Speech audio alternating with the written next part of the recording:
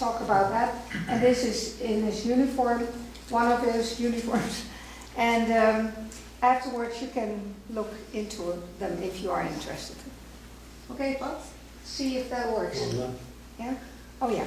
Do you want to wait till he's finished before we ask questions? Yes. That should be okay. Yes. Okay. Don't ask my questions and then I'll talk. So, but he is very happy if you ask a lot of questions. Okay, Okay. well, Well, I'm 90 years old and I'm 60 minutes. So, I don't know how to start. Well, let me start and explain why I'm here, how I came here to this country and here in the community. That is a story that starts in 1872. And I didn't know that story until a few months ago. I was born in Holland and I lived in Holland for most of my years. I'm still a Dutch citizen. But in the northern part of Holland, there's a province and it's called Friesland. And the people that live there are Frisians. And the Frisians have their own language, which is totally different from Dutch. Actually, it's bilingual from the province. The Frisian language is officially recognized as a second language. And in 1872, a young man was born, baby was born, because you don't get born as a young man. Okay, he was born there, and his mother, of course, was Frisian, so she taught him Frisian. So his mother language was Frisian, not Dutch. And then I'll skip a couple of years, but when he became older, the family became members of the Church of Jesus Christ, and they moved.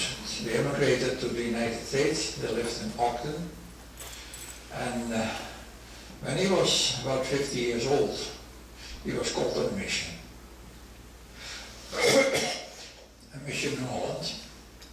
So he was trekking with his friend, with his colleague, with his partner, and they knocked on the door north of Amsterdam, a little village.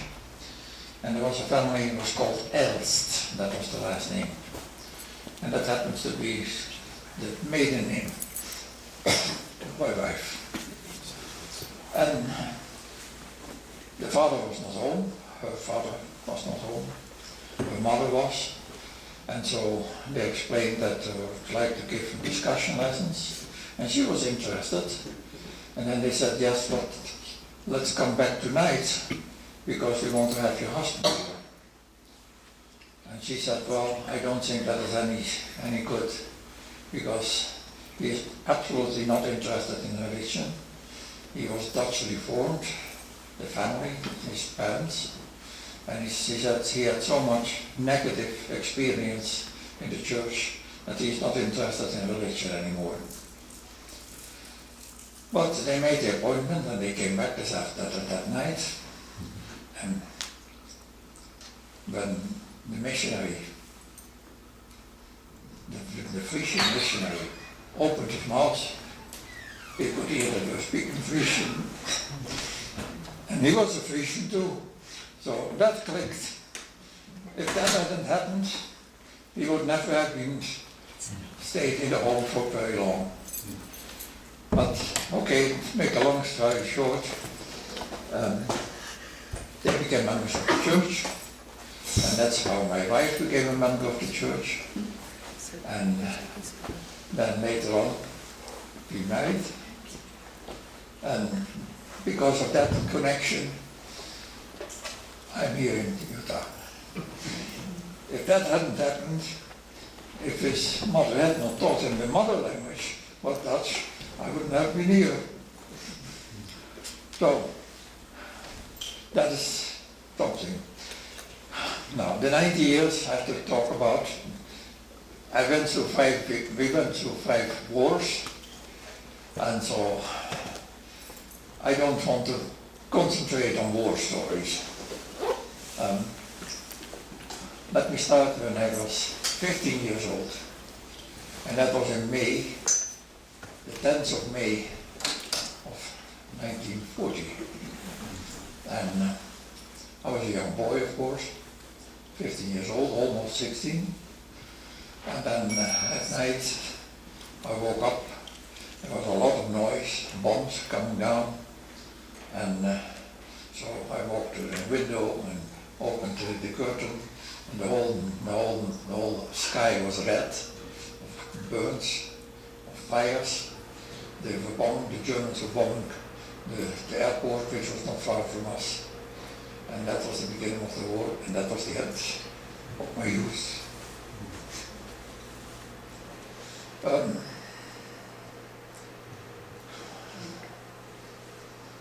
What else? Was in Amsterdam, or what? It was in Amsterdam, yes. Yeah. So it was difficult to go back to that time. Okay, the army capitulated after 5 days, and we were occupied by the German army. And that was an experience.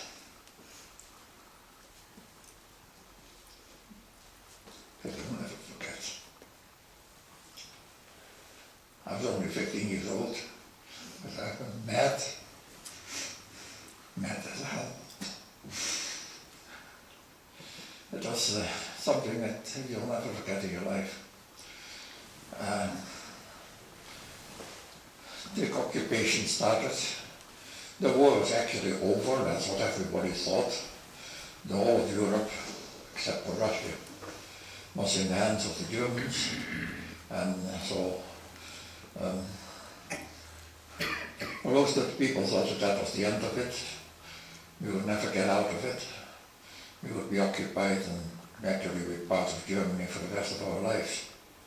That didn't happen. But to tell something about the experience during the occupation. The Germans handled it very carefully.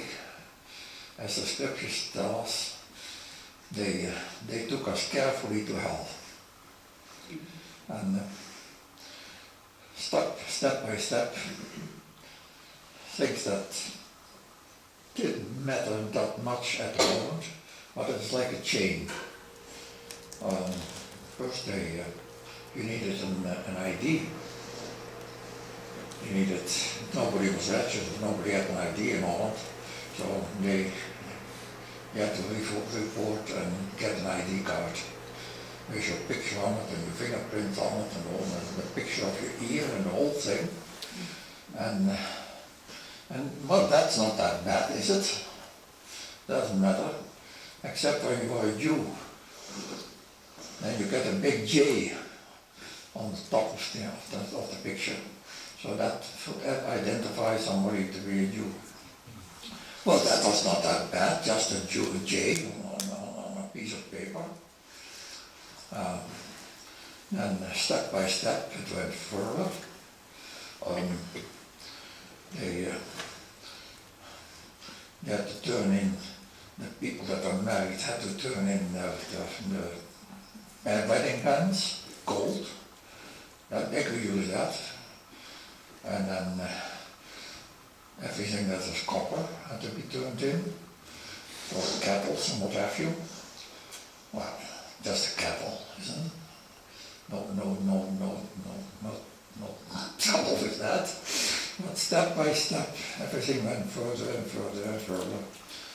And then they decided that you had to report, the students had to report and actually promise that they would not have any actions against the German army, and they would submit to the new laws, and all the old army people, which were originally in prison, they were released, and then they had to come back again, and they had to swear an oath that they would not resist. And so step by step, everything went there. The Jews, of course, everybody knows that, they had a hard time. I was at school, elementary school. I was actually the only Christian in the school, in the class. The rest was all Jewish, and I'm the only survivor. The rest is all murdered.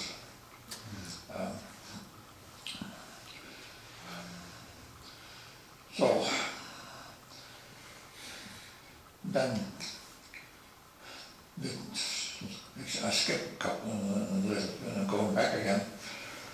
The Jewish people had to report, and they had to wear the star, the yellow star on their clothes. And well, that's not that bad, is it? And so then ultimately they couldn't go to school anymore, so the schools were closed for Jewish people, and a lot. And then they couldn't go to the restaurants anymore, they couldn't go to the cinemas anymore, and so step by step they were second-rate, third-rate, fourth-rate citizen. I'm skipping back, I'm going back and forth.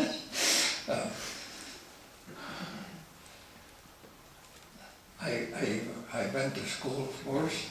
Well, let me start with that. That's the first day of the war. Actually, we had no idea what war was. And so we first went to school, my friend and I. The school, of course, was closed, and they sent us home. They said, no, the school is closed.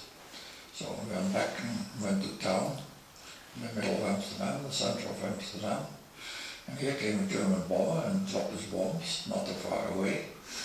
So that was the first baptism of fire. And so I remember that they were mobilizing the army at that moment. They were still mobilizing them.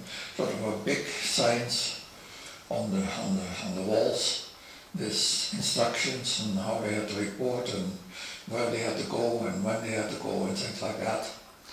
And the two of us were standing there and we looked at those things, and then I don't know whether I made a remark or he made a remark, but we were licked.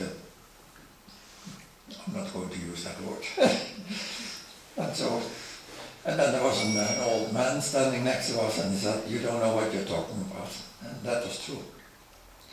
We had no idea. But the resistance. Everybody, a lot of people. Well, that's another experience that I had during the war. When people have the choice between freedom and security, they choose security and not freedom.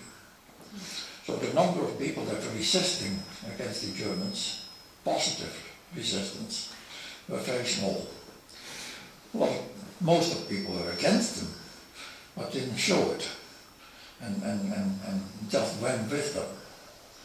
And so, how can you resist? Now, when you live in the mountains or in the forest or whatever, you can maybe fight if you have weapons. But we didn't have weapons. In Holland, at that time, there were about 12 million people on a small, actually like a county here. It's not a small country. So it's overpopulated. There's no place to hide. There are no forests, there are no mountains. So that was almost impossible. And on top of that, if you did something against the German army, they would take hostages and shoot them. So they would force you to not resist, otherwise other people would be killed. They would take prisoners, hostages, keep them in hotels, locked up, and every time something happened that they didn't like, they would take 10 or 15 people out and shoot them. I remember that I left along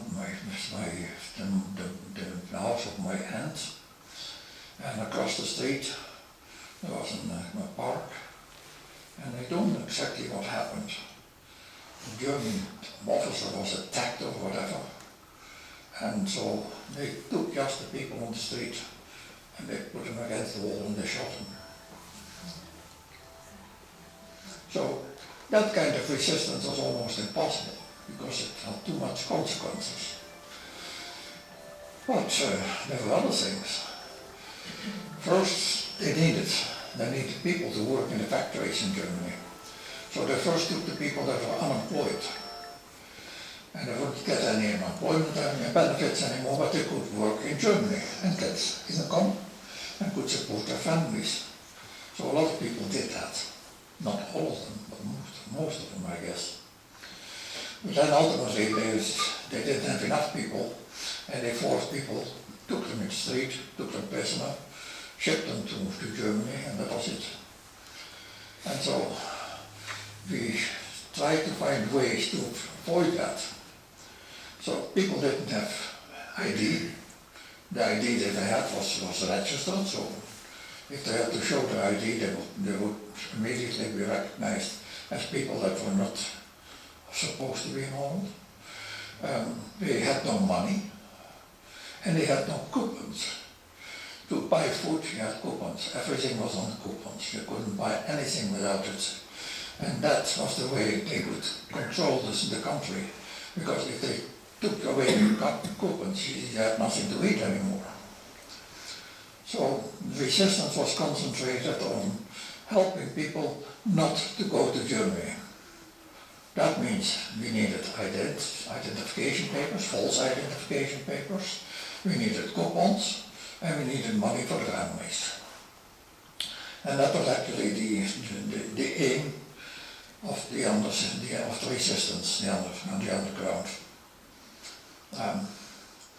I remember as a young man, I was about 17 at that time, I must have been 17, and with my friend and my cousin, we took the canoe and we paddled up a river. And the river went all the way into Germany. We didn't even know that.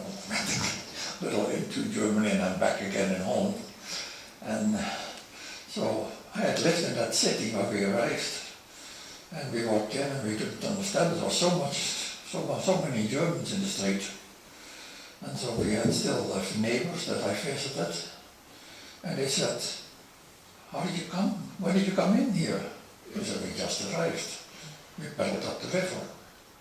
He said, the whole province is sealed off because they had attacked, they had robbed a courthouse and took all the blank ID cards and the coupons, and the Germans were furious, and they had sealed off the whole province and thought that maybe they would be able to find what was stolen. And so we said, well, we came in through the river and nothing wrong with that. So, another thing that happened at that time, at the same visit, I walked into a hotel and I don't remember why. And it was a small staircase going up there. And well, we were halfway. A number of officers came down, German officers. And one of them his name was Seyss Incourt. And Seyss Incourt was actually an Austrian, and he was the dictator, the head of the state in Holland, the under king, that way. And so we passed each other, we touched each other even. And I'm telling you that because later on, that had consequences. But okay, it was about time to go home. And I said, well, do you think you will get back the same way? Because the roads were all blocked and the Germans throwing everywhere. He said, well, we haven't seen anybody because we came down that little river. And there's no road there, so there's no blockade, or there's no ambush or whatever. So we can go back, we don't problem at all, we go back the same way. And they said, well, we have some stuff, and could you take that with you? So they came back with some big bag, and we put that in the canoe and pushed it all the way up the bar. And these were the papers that the Germans were after. So we paddled home, and we arrived in another city where we came from.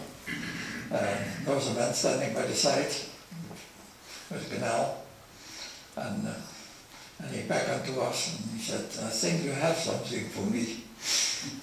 That's why we handed him the bag. That's how the bag and all the stuff came out of the province. And I don't know whether the Germans ever found out. But a few months later, I was called to come to headquarters, German headquarters, report there as a boy of 17 years old. A big hotel in Amsterdam, took the elevator up and was pushed in a little room, and I was interrogated. And I thought, oh, that's not good. That's going the wrong way. I got the idea that they were after me. And then the guy that was interrogating me was called out for a moment.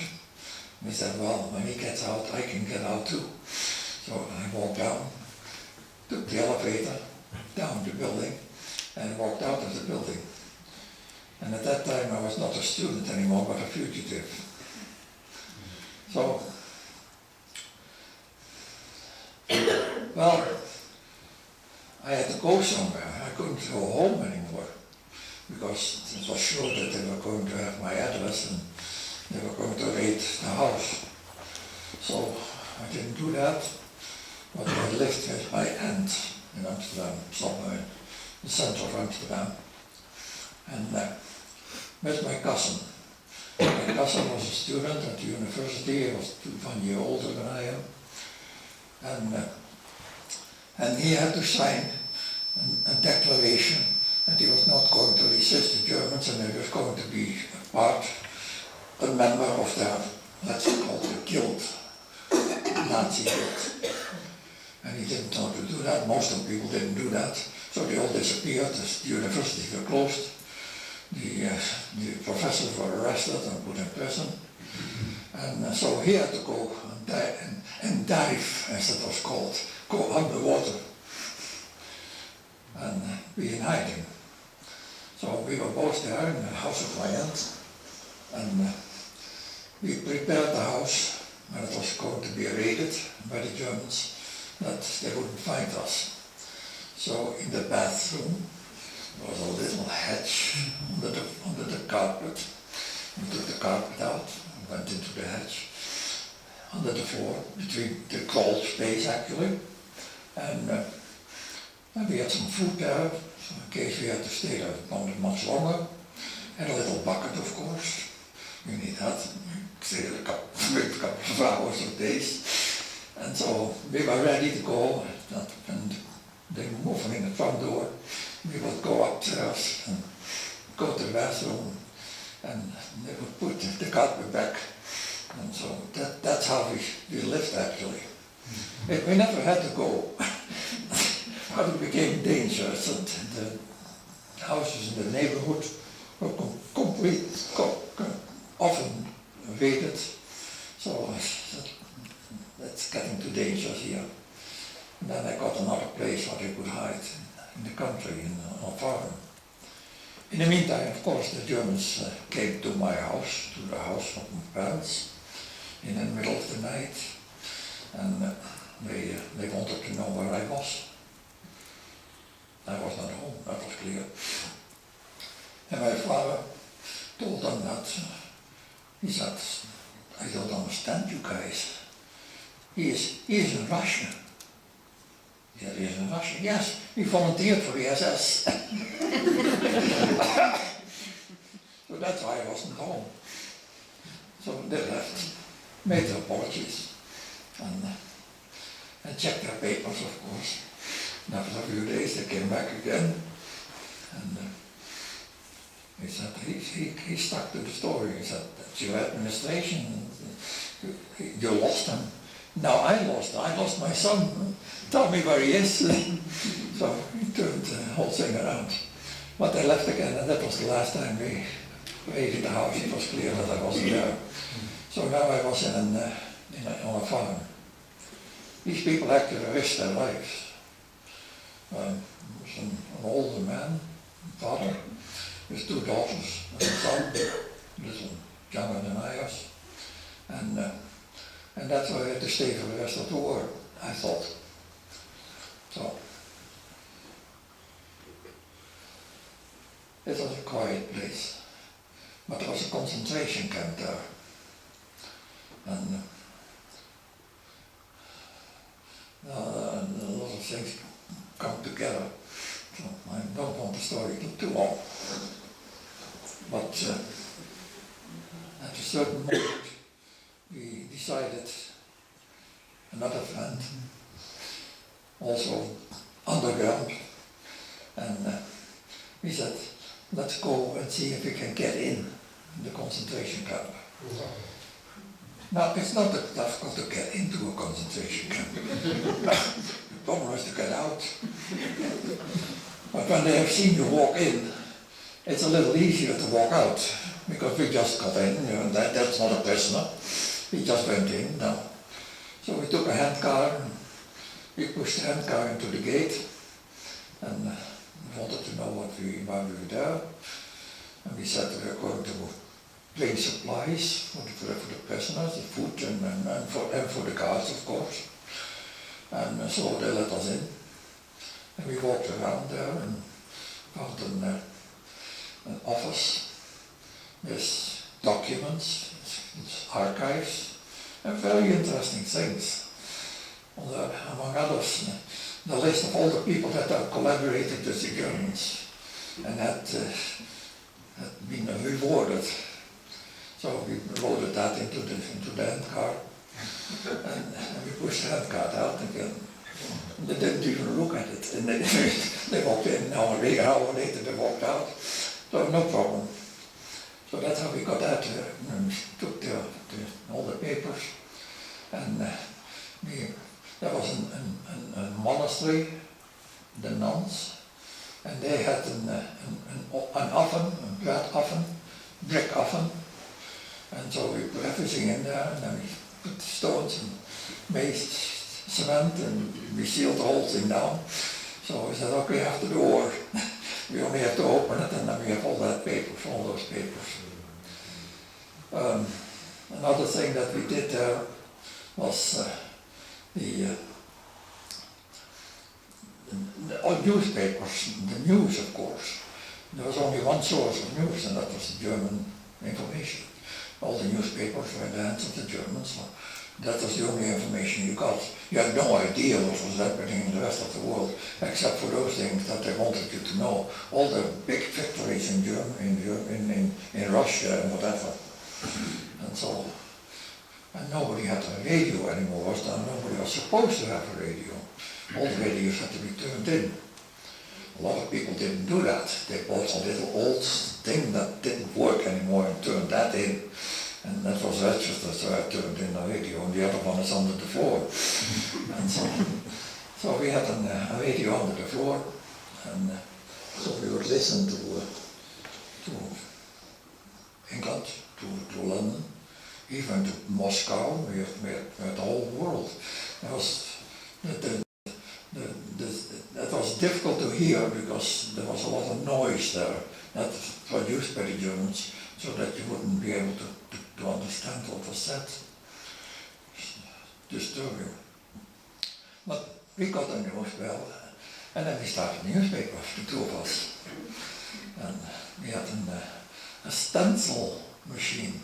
Anybody know still what a stencil machine was? Oh yeah.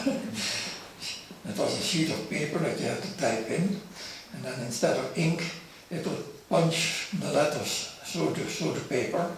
So then you had a piece of paper with holes in it, like letters, and then it would be put in a machine, and there was ink on it, and you switch it and turn it, And then the paper would come out, the copies, and then we had to bring the copies at night.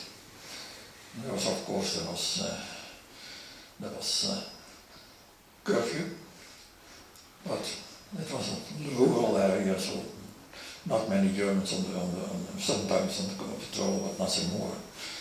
So that's how we distributed the newspaper. Very primitive thing, but it gave the information that people needed. Okay, another thing.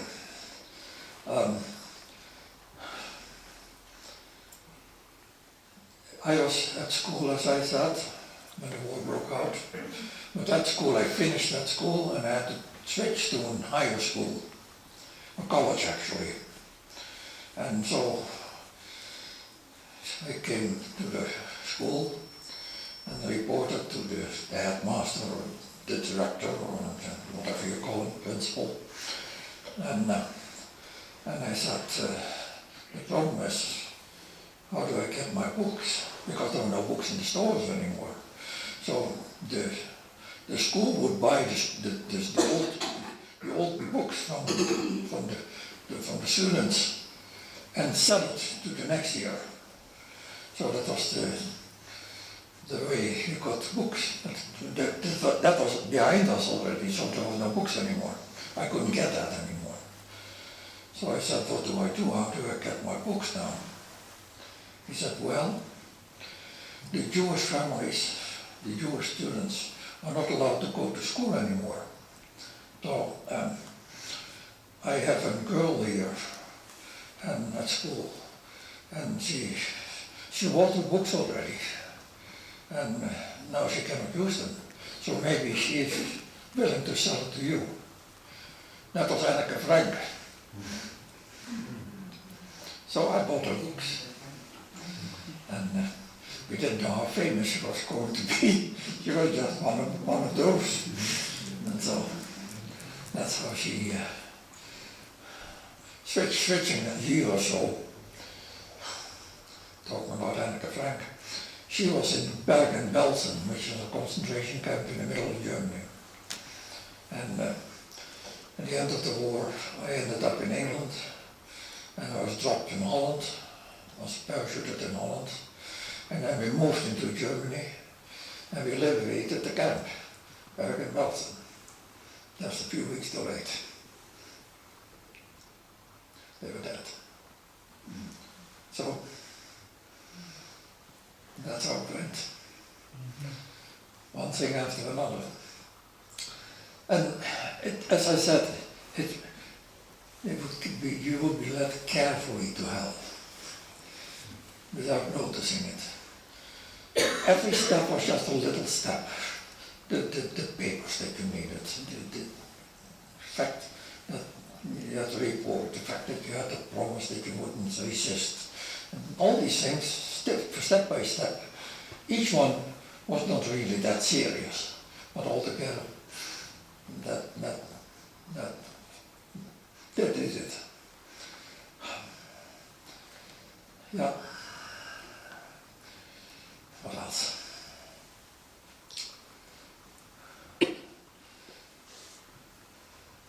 I don't know.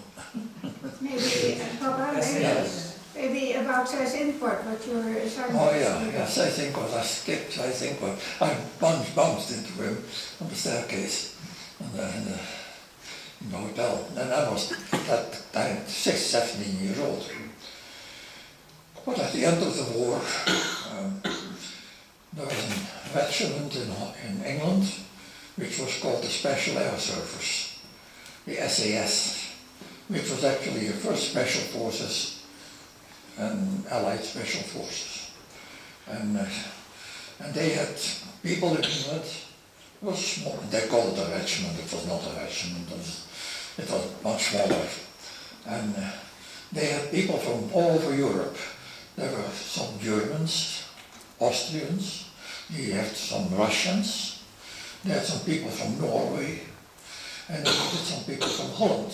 So wherever they went, they always had somebody to speak the language and to know the circumstances.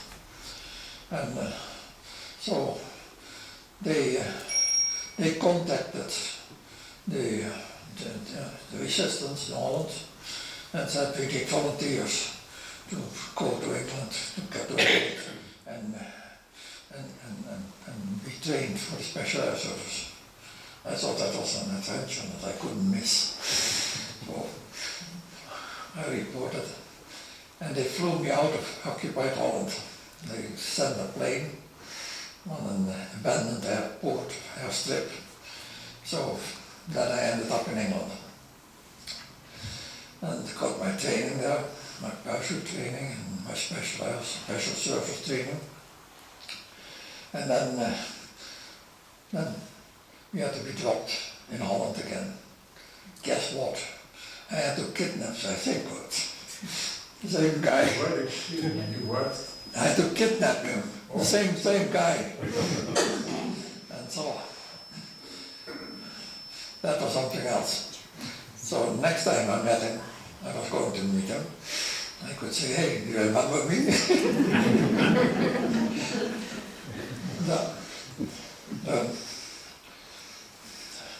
It was a night drop, most of the, in occupied Europe, in occupied Holland, you couldn't drop in daytime, of course. So we were dropped at night time, blind. Well, the first time was not blind. The first time was the blind dropping means that you drop and there's nobody on the floor, on the ground to receive you. You have no help from the ground. You will just drop there and see what happened. And so, but this time they had dropped 2 of our people and they carried an Eureka. And the Eureka was a kind of homing system, so that the bomber that could come in would fly up and be exactly in the night know where to drop the cargo. And so that had to be done. So we flew in, and there was no Eureka, there was no sign, there was no signal. So that thing was not there. And we flew a couple of times around it. Low level, bomber, big hole in the floor, yeah, it goes through. And so then we dropped in a flare to see what was happening there on the floor, on the ground. And the whole area was full of Germans, tanks and trucks and what have you. But that's why they were not there to receive us. The Germans actually were in the same place, accidentally. And so we flew back again. And then the next night, we were going to do it again, a new place. We had contact with the people that we dropped in the first place. And they said, yes, we couldn't go there because it was all occupied by the Germans, but we have a new dropping zone and a little place. And behind the church, there is a soccer field, and you're going to be dropped in a soccer field. And then with jeeps, we had 10 jeeps, three men in a jeep, and there were armed jeeps. So I was in the first plane. We were going to secure the dropping zone with 7 men.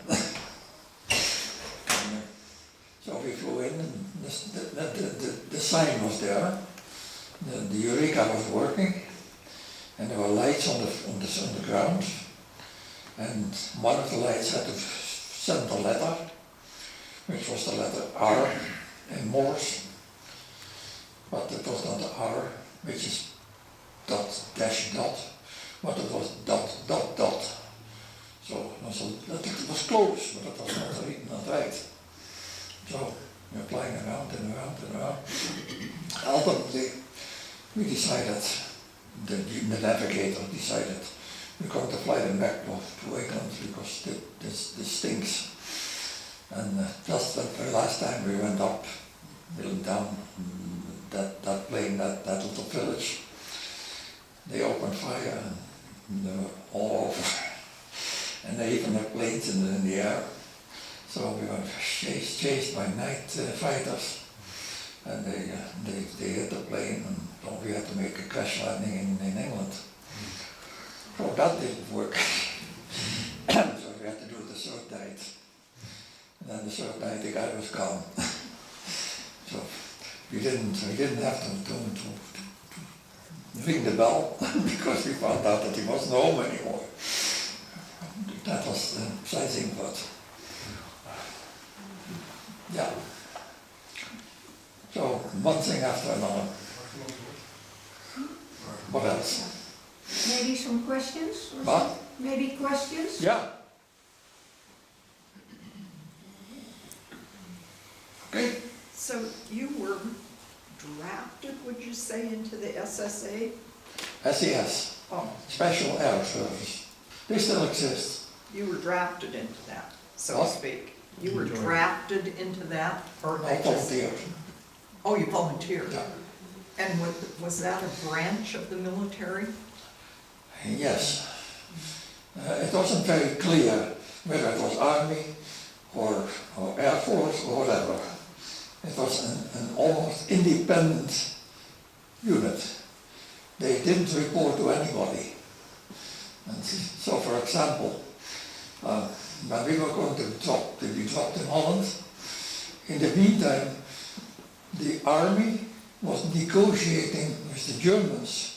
So asked the Germans to surrender Holland, because Holland was cut off from the rest of Europe already by the armies in Montgomery. And so, well, what was I going to say? About this? That it was independent. Yeah. Yeah, we were very dependent. So the lack of coordination between the two.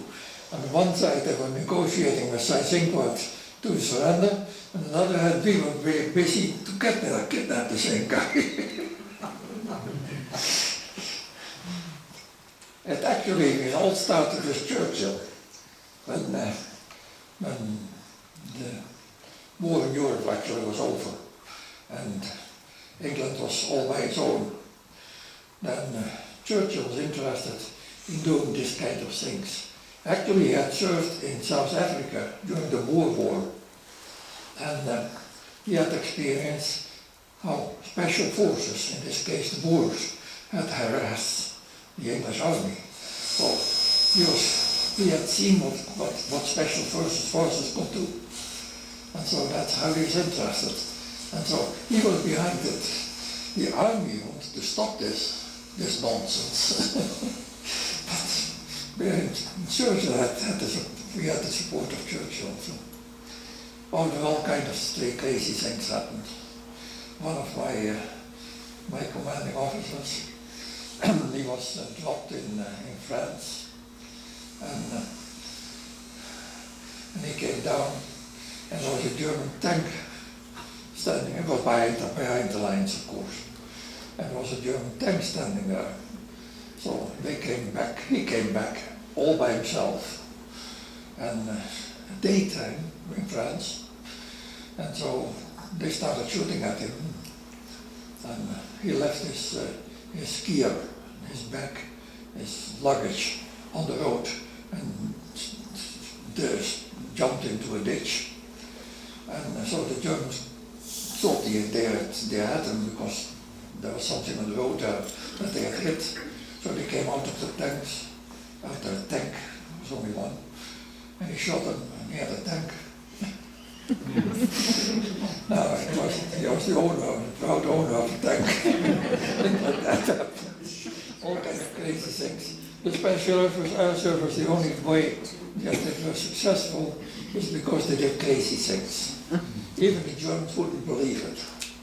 And that's how it all went. That's that kind of special forces. What was the name of the camp that you liberated? Bergen-Belsen, near Hanover. Yeah, that's another thing. And, okay, this thing was over in Holland, and now we're going to move into Germany. So we took our jeeps again and we moved into Germany. And we reached the Elbe River, and that was the front line. And we managed to cross the Elbe the river. And we were on the wrong side of the river.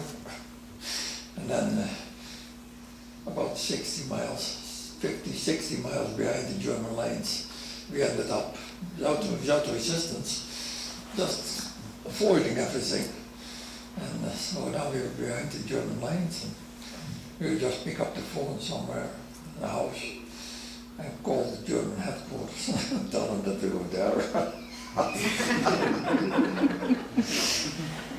Well, again, nobody believed us, but it was panic, you know.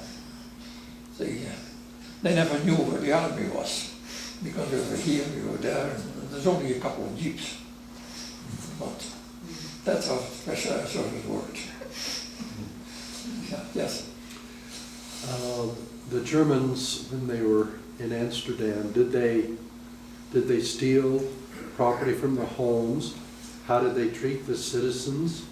Were they respectful, or were they very brutal?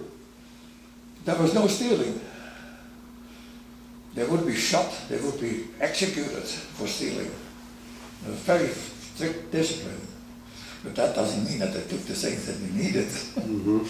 They would just officially do it, not on a soldier by soldier basis, but just because, especially when something had happened and they would retaliate, then these things happened. And that was brutal, yes. Explain what happened to the Rijksmuseum, that famous museum. Yeah. With the Rembrandt from The Rijks. Museum is one of the largest museums in Europe, and Göring, Hermann Göring, was gathering all kind of stuff from all kind of museums all over Europe, and gather it and have his own museum. And so he would steal from all the museums over Europe. And the people that managed the Rijksmuseum in Holland, in Amsterdam, they made a paper, they signed up a paper, signed by Hermann Göring. They copied his signature, and it said that nobody was going to touch anything in the museum because it was all his. And that worked. They never touched it. They thought it was all property of Hermann Göring. Yeah. Strange things happen. War. Okay, questions? Didn't the Dutch people take in a lot of the German families and hide them? Yes. Now, Okay. were these members? Of course, the Germans were looking for people to work in the factories. So they were deporting young people. First they started with people that didn't have a job. If they wanted to have their income, their allowance to keep their family alive, they had to work in Germany, so that's how it started. And then a lot of people didn't want to do that, but they were forced to do it because it was so difficult. And then the underground stepped in and made sure that these people wouldn't starve. They would hide them, and they would feed them. They would give them ration cards, like the ones that I was just talking about. And so that was taking care of the people that didn't want to go to Germany. And it was a dangerous thing. If they got you, and they'd probably shoot you.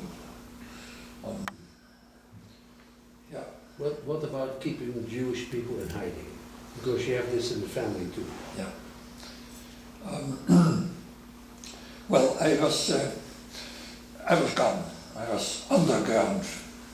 I was not at home anymore. I was on a farm in a different part of Holland. And the Germans raided the house a couple of times at night, and they decided that I was not there. So they didn't come anymore. And then my parents met somehow. I don't know how that went, because I was in England at that time. They found a Jewish man that was going to hide for the Germans. And they took him in the house. And they took care of him. And so, because the house was invaded already, I wasn't there. So that was safe for the Germans. And so they kept him alive, and at the end of the war he went to Israel. What happened to that officer who was in charge of all the German occupation forces in Holland? So I think what? He was hanged. Yeah. We have to have a picture in the book I- about laying down I have a with picture. a rope around his neck. Rope around his neck. Is that so? Yeah. Yeah. Yeah, you do. Let's see if I can find it that quickly. Was it part of the Nuremberg trials? Yeah, yeah. I don't know. Yeah, Yeah, Nuremberg Nuremberg. trials, yeah. That's it. The oldest daughter said yes. There he is. Papa, maybe you can tell them about your, There's the rope around his neck. I have a beautiful picture of him. Yes. Papa, maybe you can tell them about how you did your exam in school. Oh, yeah. At the end of the war, before I came to England and was in the Special Air Force, I had to do my examination. Well, I wasn't at school, of course. I was already 2 years in hiding. So I hadn't finished school. I hadn't attended school. So at night, I went to Amsterdam, and they didn't get me. So I rang the bell with my headmaster of the school, and I said I would like to do my examination. He said, "You are not here. You don't exist." And I know that I don't exist, but I would like to do my examination. I had prepared my examination during the time that I was underground. And so he said, "Oh, you have no chance. You haven't been at school for 2 years. So there's no way you can do your final examination."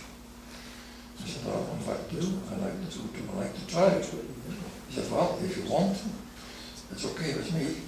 And we had to find a cover story. So we had to tell everybody that you were working in Germany, you are on furlough, so you're allowed to do your examination, and then you go back to Germany. That was the story, the cover story. Okay, that's what we do. And so that's how I went and did my examination.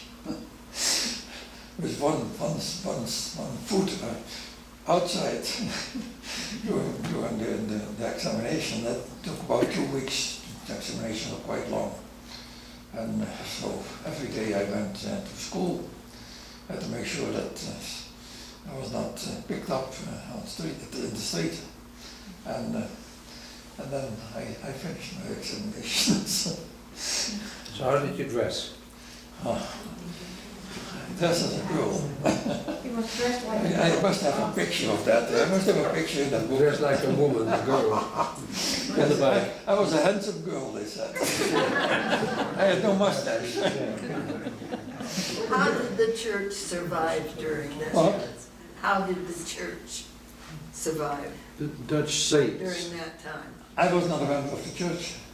Oh, you weren't a You're talking member about of the the church. church at that time? You're talking about the church. The I was not a member of LDS the church. church. I became a member of the church how many years after I was married? 55 or something. 5 years, I've had 6 In years after 53 I or was married. 54. Yeah, okay. Two things. Your family survived okay? Yeah, Okay, and the other question, you said that you and your friend buried a lot of papers that would incriminate people who were working. Did Yeah. you dig those up? the papers were dug up after the war, of course. And I wasn't there. So I don't know exactly what happened with it, except that it was saved.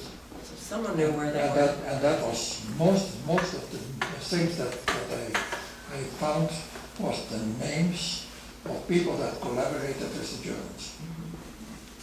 So, after the war, the documents are there. They're signed.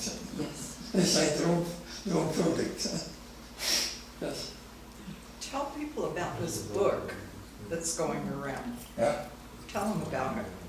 What is it? What's the book that's going around? Because I know about it, so. well, that's my story. From the time that I went into hiding until the day that I retired. It's his history. It's my military The whole career. book military is his career. history. So I served in Europe, as you know, and then I served in Indonesia during the difficult years there, and also like that.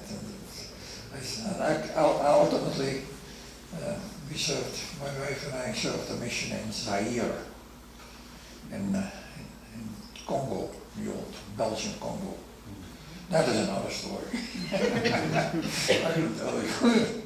That was a dangerous situation. Tell about this first one of the first people you were just baptized that came here.